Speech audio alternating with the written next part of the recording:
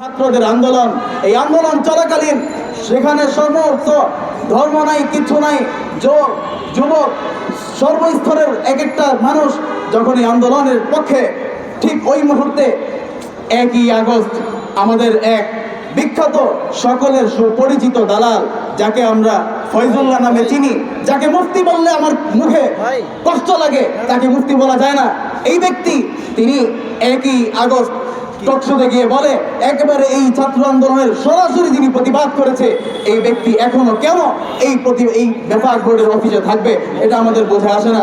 অতএব যারা তাদের কি কি কুকর্ম ছিল 2018 সাল যখন নাকি নির্বাচন হয়, ঠিক ওই মুহূর্তে তারা বিভিন্নভাবে আমাদের বিভিন্ন মাদারিসে কওমিয়াগুলোকে, মসজিদগুলোকে তারা দখল করে নেয় এবং এগুলোকে কেমন যেন তাদের এক ফেসিবাদের যেই চিন্তা চেতনা সেগুলোকে লালন পালন করার জন্য এক একটা কেন্দ্র তারা তৈরি করেছে।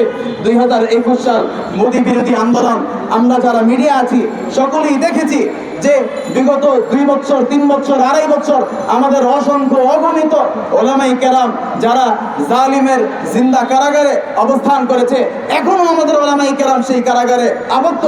ওই কারাগারের মধ্যে অনেকের মুক্তি, অনেকের জামিন হয়ে যাওয়া সত্ত্বেও যারা নাকি এটাকে আটকিয়েছিল, সেই মুফতি ফয়জুল্লাহ যিনি এসে বলতেন হুজুর আপনার মামলার দায়িত্বটা আমাকে দেন, আমি দেখতেছি, দায়িত্ব নিত ঠিক, কিন্তু দায়িত্ব নিয়ে তিনি মুক্তির ব্যবস্থা করতেন না, বরং তাকে ভিতরে আরো কিছুদিন কিভাবে রাখা যায় সেই চিন্তা চেতনা লালন পালন চেষ্টা যিনি করতেন, ওই দাদাল, ওই গাদ্দার এখনো পর্যন্ত কিভাবে বেফাকের অফিসে থাকে, এটা আমাদের ছাত্র জনতার বিবেকে তাসাউর করে না।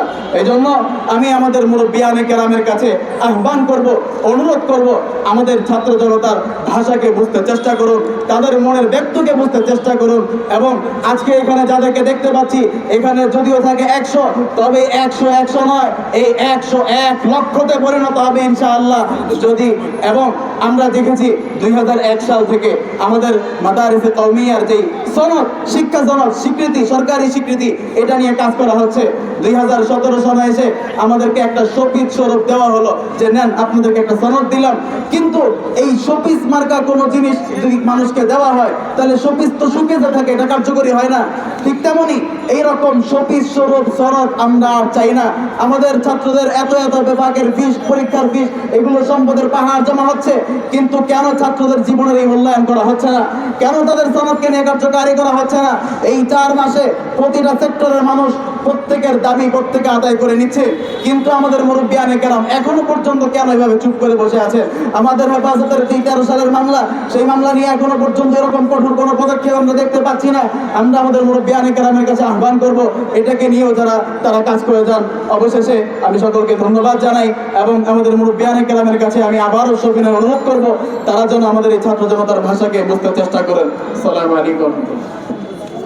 সংগ্রামী সাথী ও বন্ধুগণ, আমাদের এই পর্যায়ে বক্তব্য নিয়ে আসবেন মাদ্রাসা প্রতিনিধি হাসিব আশরাফ। বক্তব্য নিয়ে আসবেন মাদ্রাসা শিক্ষার্থী হাসিব আশরাফ। আসসালামু আলাইকুম ওয়া রাহমাতুল্লাহ। নাহমাদুহু ওয়া নুসাল্লি আলা রাসূলিহিল কারীম, আম্মা বা'দ। আউযু বিল্লাহি মিনাশ শাইতানির রাজীম। বিসমিল্লাহির রাহমানির রাহিম। কুল হাল ইয়াস্তাবিল্লাযীনা ইয়া'লামুনা ওয়াল্লাযীনা লা ইয়া'লামুন। আও কামা ক্বালা আন-নাবিয়্যু সাল্লাল্লাহু আলাইহি ওয়া সাল্লাম